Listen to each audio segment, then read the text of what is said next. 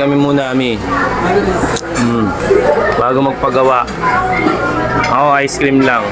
Kumain akong pares. Sila naman.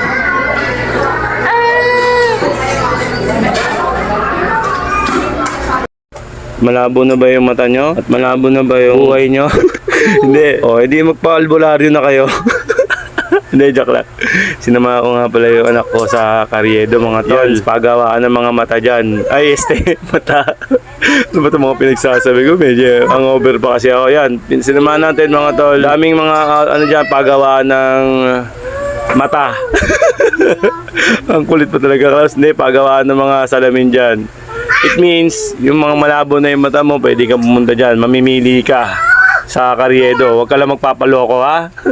Then, pagkatapos namin mag-antay, ay habang pala mag-antay kami kasi isang oras yun.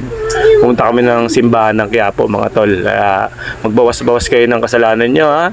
Hindi puro kainggitan at ano, at paglulubog sa kapwa, huwag yung gawin. Joke lang. Puro joke lang ako dito sa ginagawa ko, pero magbawas-bawas din kayo kahit wala kayo sa simbahan. Magbawas-bawas kayo ng kasalanan nyo.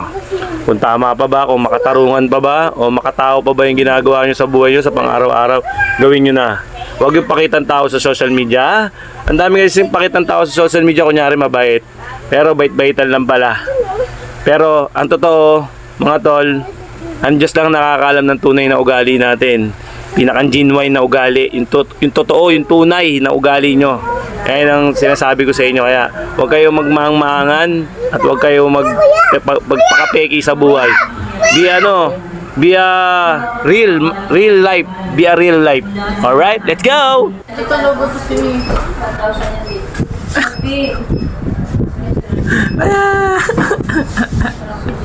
Ulaga!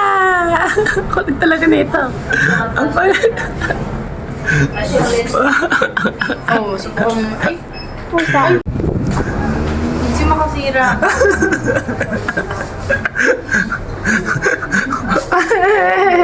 Parang tao naman ko.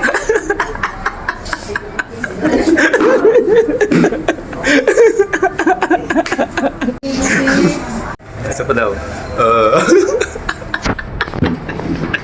Ano naman tanga po?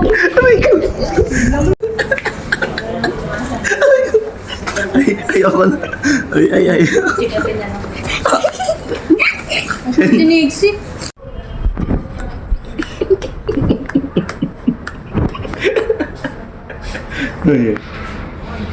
Kulit yun naman. Ano daw siya? Vlogger nga daw siya. Sabi niya, nice. Yan, no? Ano pa?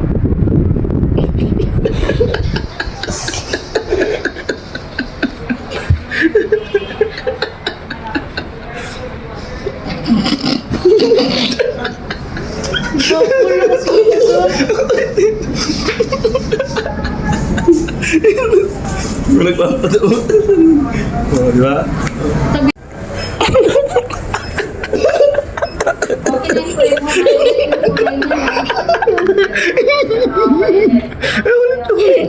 Hindi.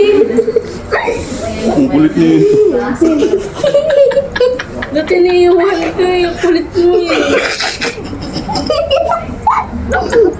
Bakit nawala na ako? Sa inyong dalawa.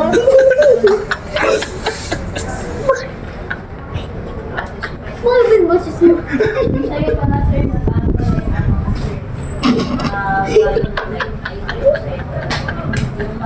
Kulit mo ako.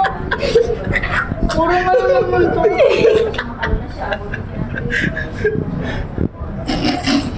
Yeah. Pangit na mo, Ken.